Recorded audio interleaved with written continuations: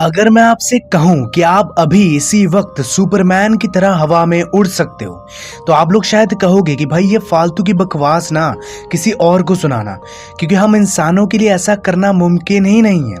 ये प्रकृति के नियम के खिलाफ है। Then yes my brother, I agree. But अगर ये प्रकृति आपसे इतना खुश हो जाए कि आपके लिए वो नियम काम ही ना करे, तब तो आप उड़ पाओगे ना। आप सब लोग ये अच्छी तरह से जानते हो कि ये जो सुपर नेचुरल एबिलिटीज होती हैं वो हमें ये नेचर ही देती हैं। मतलब वो अपने कुछ लॉज के ऊपर आपको छूट दे देती हैं, जिससे कि आप वो चीजें कर पाते हो जो बाकी के लोग नहीं कर पाते। इस प्रकृति को खुश करने के बहुत सारे तरीके हैं, जिनमें से एक है कर्म योगा। देखिए, ये प्रकृति हमेशा यही चाहती है कि इस ब्रह्मांड में जितने भी जीव जंतु हैं वो हमेशा खुश रहें, उनकी हर एक जरूरतें पूरी हो, क्योंकि हम सभी को उन्होंने ही बनाया है और वो कभी नहीं चाहेंगे कि हमें कोई तकलीफ हो। तो अगर आप किसी कुत्ते या बिल्ली को खाना देते हो, किसी पंछी को उसके पिंजरे से आजाद कर देते हो, किसी दूसरे इंसान की मदद करते हो, तो ये प्रकृति आपसे खुश हो जाता है। कर्म योगा के ऐसे ही 6 रूल्स हैं जो आपको फॉलो करने हैं। So number 1 is law of Karma. Suppose आपने अपने स्कूल, कॉलेज या ऑफिस में बिना किसी कारण के किसी को मारा, वो शायद आपको कुछ नहीं कह पाया, लेकिन घर आकर आपका गुस्सा अपने मम्मी पापा पर निकाल दिया। मम्मी पापा उस वक्त अपने बेटे को कुछ नहीं कह पाया, इसीलिए अपने बेटे का गुस्सा किसी और पर निकाल दिया। इसी तरह आपने उस इंसान के साथ जो भी किया था, घूम फिर कर वैसा ही कुछ आपके साथ भी होगा। इसीलिए कहते हैं कि अगर आप कुछ अच्छा करोगे तो आपके साथ अच्छा ही होगा। इसे ही द लॉ ऑफ कर्मा कहते हैं।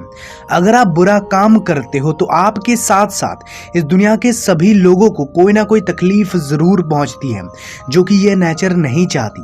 प्रकृति के हिसाब से अगर आपको कर्म करना ही है तो सिर्फ अच्छे कर्म करो, और अगर नहीं करना है तो ध्यान करो, यानी कि मेडिटेशन।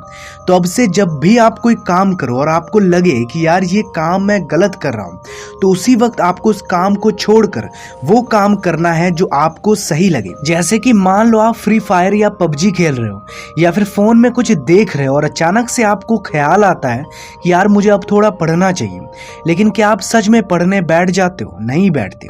इसी तरह बहुत बार ऐसा होता है कि आपको पता होता है कि यार मैं ये चीज गलत कर रहा हूं, लेकिन उसके बावजूद आप वही करते रहते हो। तो यही चीज आपको नहीं करनी है। हमेशा वो करो जो आपको दिल से सही लगे। Second rule is respect nature. आपने कहीं पर एक चींटी देखा और फिर सिर्फ अपने मजे के लिए उसे मसल कर रख दिया, या फिर कहीं पे एक सुंदर सा पौधा देखा और उसे उखाड़ कर रख दिया। इसके अलावा पटाखे फोड़ना, पानी का वेस्ट करना, ये सब करने से प्रकृति को चोट पहुंचती है। तो कोशिश करना कि आप ऐसा कोई भी काम ना करो जिससे ये नेचर हर्ट हो। नेचर को रेस्पेक्ट करना है आपको। Number 3 is contribute and compassion. मतलब लोगों की मदद करो और सभी के साथ अच्छा बर्ताव करो। मैं ये नहीं कह रहा कि आप अपनी सारी जरूरत की चीजें लोगों में बांट दो, नहीं भाई, लेकिन अगर आपके पास एक ऐसी चीज है जो अभी और आपको जरूरत नहीं है, लेकिन दूसरे किसी इंसान को उस चीज की जरूरत हो सकती है, तो आप वो चीज उसे दे सकते हो। या फिर अगर कोई इंसान कोई काम नहीं कर पा रहा है तो उसे थोड़ा हेल्प कर देना। बस में बुजुर्ग लोगों को अपना सीट दे देना। जब भी आपको किसी दूसरे इंसान को मदद करने का मौका मिले तो उस मौके को हाथ से जाने मत देना। आप लोगों को लगता होगा कि यार ये सब छोटी छोटी चीजें करने से कैसे हमें अलौकिक शक्तियां मिल सकती हैं।